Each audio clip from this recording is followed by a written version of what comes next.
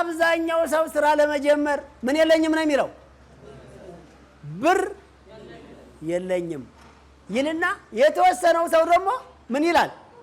አሪፍ ብር፣ ቆንጆ ብር፣ በዛ ያለ ብር፣ ስራ የሚያስጀምር ብር የለኝም። እኛ ጋር በዛ ያለ ብር ዋ በለው 100,000 ብር በላይ ጀምሩ ብለናል። አሁን አዲስ ሰልጣኝ መጣ 5 ሚሊዮን አለኝ ብትሉ ምንድነው የምንላችሁ? 5 ሚሊዮኑን አስቀምጡት።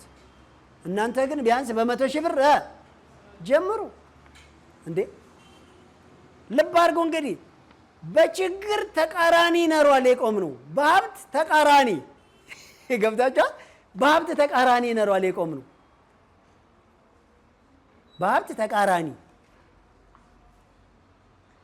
እስከ ዛሬ አጠቃላይ ግብ ጠባቂያችን ለድህነት ነሯል የሚከላከለው ለካ